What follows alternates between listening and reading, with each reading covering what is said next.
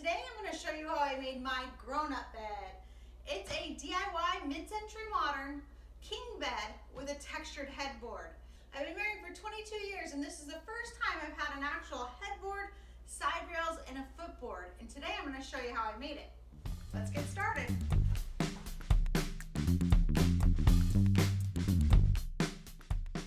I went through so many different versions of what type of bed I wanted, but I ended up going with a version based on a recent build that I did, my DIY textured storage bench. I love how it came out, and it had this bubbled hammer texture that I wanted to recreate on the headboard.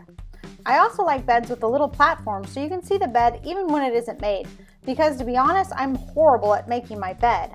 Plus a little bit lower than it currently was, roughly 30 inches, because it'll make it easier for Awesome Oscar to get up and down.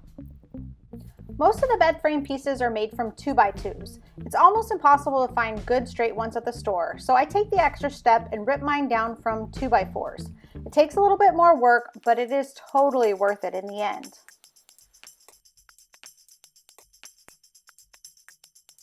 Next up, I added pocket holes to all the pieces. I also did add pocket holes to the frame pieces where the four sides are going to come together. That way that I could dry fit it together with the pocket holes before adding the hardware. And to create the pocket holes, I used the Craig Pocket Hole Jig 320, and it worked great.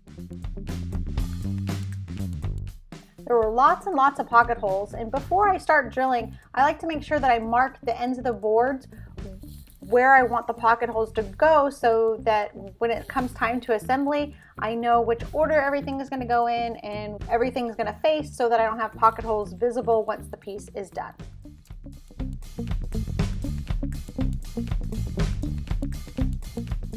And once that was done, it was time for assembly. I started with the footboard, and I used 2.5-inch pocket hole screws to connect everything with wood glue.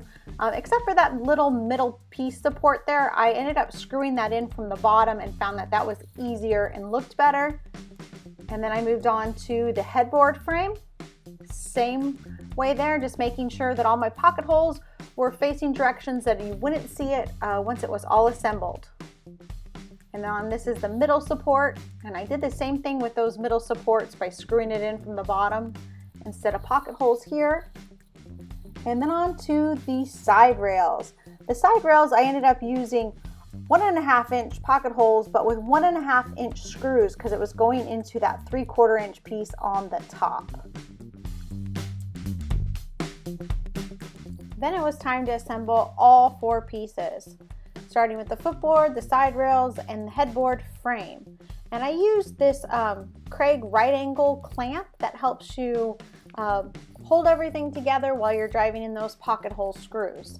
And again, I screwed all of those pieces together, and then I started to add the bed hardware. When you're adding the bed hardware, you want to make sure that you are driving the screws in super straight so that they end up flush with the hardware, because there's not much play in there once you take these apart and try to put it back together. I learned that down the road.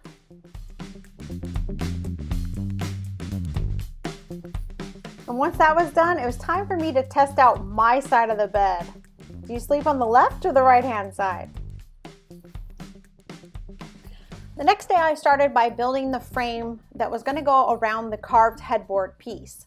To create that frame, I wanted to get a rabbet into these 2x2 pieces. So I set up my table saw to cut out 3/4 inches high and 3/4 inches deep. So it's going to take 2 passes, one that I run through here, and then the second one I run through to get it out, and that creates our rabbet, or the frame for the headboard. Also, beware of knots when you're running it through the table saw. This totally freaked me out, but everything was totally fine. It just was a knot that made some noise when it was going through. Next, I mitered the corners of the frame, and then I glued them together and secured them with a couple of 18-gauge brad nails.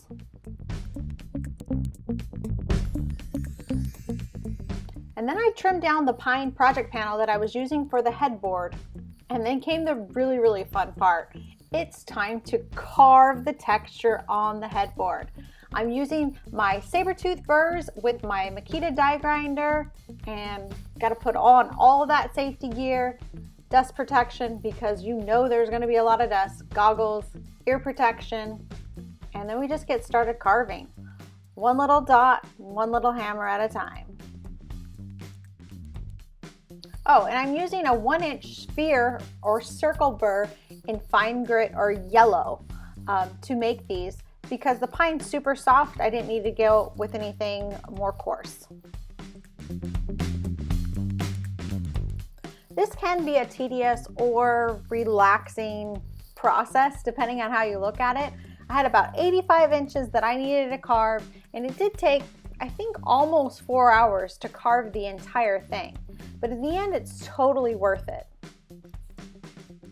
Oh, and I want to thank Sabertooth Power Carving Tools for sponsoring this video. They are awesome, and their tools are awesome. They're made in the USA, and their tools allow me to take my cool pieces of furniture up a notch and make them totally awesome.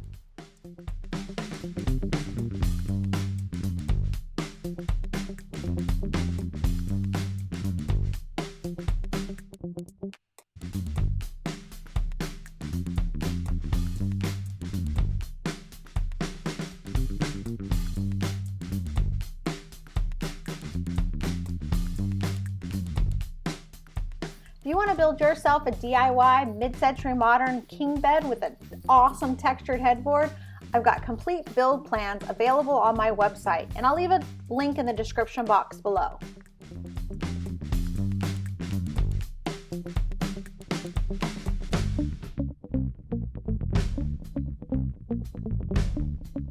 And just like that, carving's done. See, it wasn't that bad. Now cleanup, on the other hand, might be bad, but so worth it. Look at the texture on this piece. It feels awesome. It looks awesome. I just love it. Now to see if that frame fits. Success, fits great. Now let's flip it over and get it secured from the back. And to do that, I'm going to use some wood glue and some staples. I use staples because they hold better than using brad nails, and I didn't want to mess with any screws. Just want to make sure that they're not too long, that they don't poke through the front of your piece. I'm using some clamps here to help everything stay in place before I do get those staples, and so that it doesn't shift on me.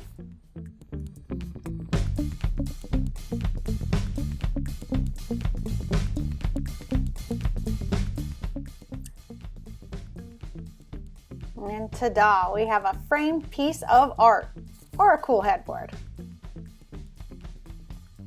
Next up was staining, and with staining pine, you want to make sure you use a pre-stain conditioner before every time. And then I used a custom mix of stains of natural and provincial for the color, and I just love how it turned out. I'm so happy. Then I ended up spraying the clear coat outside without it all put together. That way I could get all the edge pieces and ends and just make sure everything was sealed all the way around. And look at that texture again. And the next day it was finally time to bring it inside and start its final assembly. Did it the same way with the pocket holes and the bed hardware, and then it was time to attach the headboard.